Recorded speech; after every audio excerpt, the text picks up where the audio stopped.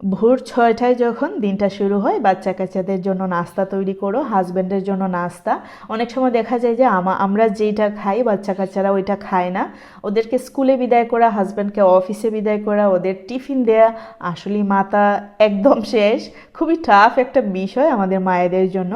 এরকম যদি খিচুড়ি সকালে তৈরি করা যায়, আশা করি সবার একসাথে চলে যাবে। সপ্তাহে 2 দিন হলেও একটু রেহাই পাওয়া যাবে। তো আমার আজকের রেসিপি দেখতেই পাচ্ছেন, বুঝতেই পারছেন, খিচুড়ি রেসিপি। তো আমি প্রথমেই তেল দিয়ে দিলাম প্রায় হাফ কাপের মতো, দিয়ে দিলাম 5 থেকে 6টি আস্ত লাল মরিচ, তেজপাতা দিয়ে দিলাম, দিয়ে দিচ্ছি কাঁচামরিচ, ঝাল অবশ্যই আপনাদের পছন্দ মতো।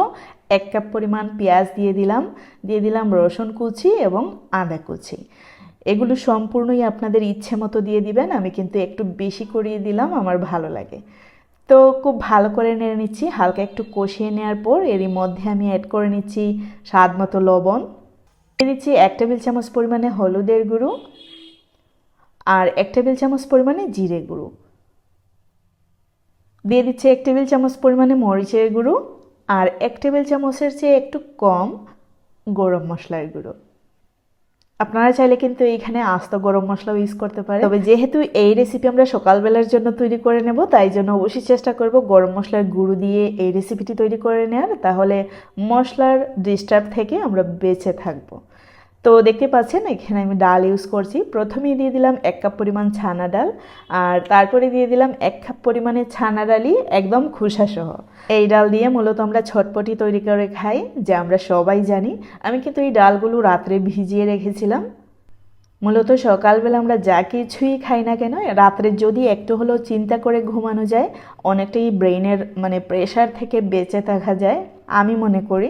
আর যদি চিন্তা করে না ঘুমানো যায়, সকালবেলা উঠে কিন্তু এমন তাড়াহুড়োর মধ্যে পড়তে হয়, একদম ব্রেইনের অবস্থা 12টা বেজে যায়। তো দেখতে পাচ্ছেন ঢাকনা ইউজ করে ডালটাকে খুব ভালো করে আমি সেদ্ধ করে নিলাম। তারপরে ইউজ করলাম মুগ ডাল 1 কাপ পরিমাণে, চাল দিয়ে দিলাম আর দিয়ে দিলাম 1 কাপ পরিমাণে আলু। এখন সমস্ত উপকরণ 3 থেকে 4 মিনিট ধরে ভেজে নেব। এই পর্যায়ে চুলার আগুন মিডিয়াম টু হাই ফ্লেমেতে আছে। কন্টিনিউ অবশ্যই নাড়তে হবে, তা না হলে নিচে কিন্তু একদম ধরে যাবে। 3 থেকে 4 মিনিট পরেই আমি পানি ইউজ করছি। এখানে পানি আপনাদের পছন্দ মতো ইউজ করতে পারেন। এই ক্ষেত্রে খিচুড়ি যদি একটু শক্ত রাখতে চান 2 ইঞ্চি পরিমাণে পানি বাড়িয়ে দেবেন, যদি একটু নরম করতে চান 3 ইঞ্চি পরিমাণে পানি বাড়িয়ে দিলেই হবে। যদি ঠিক এইরকম আস্ত মরিচ ইউজ করেন, সেই ক্ষেত্রে একটু কেয়ারফুলি নাড়াচাড়া করবেন, ঘরে যদি বাচ্চা থাকে। আর তা না হলে কিন্তু আপনাদের ইচ্ছে মতো নেড়ে একদম ঘুটে নিতে পারেন, তাতে কোনো সমস্যা নেই। যেহেতু আমার বাচ্চারাও খাবে, খুব কেয়ারফুলি নেড়ে নিচ্ছি। তারপরে কিন্তু অনেকটাই স্পাইসি ছিল এই খিচুড়িটা। যারা মূলত এই টাইপের রেসিপি সপ্তাহে 2 থেকে 3 বার খেতেও পছন্দ করেন, তারা রাত্রিবেলায় কিন্তু একদম ডালগুলো ভিজিয়ে রাখা, তারপর আদা রসুন পেঁয়াজ কেটে নেওয়া, মরিচ একদম এক সাইড করে রেখে দিলে সকালবেলা ঘুম থেকে ওঠার পর ব্রেনের প্রেশার থেকে 100% বেঁচে থাকা যায়, যদি রাত্রিবেলা আমরা অনেকগুলো কাজ আটিয়ে রাখি।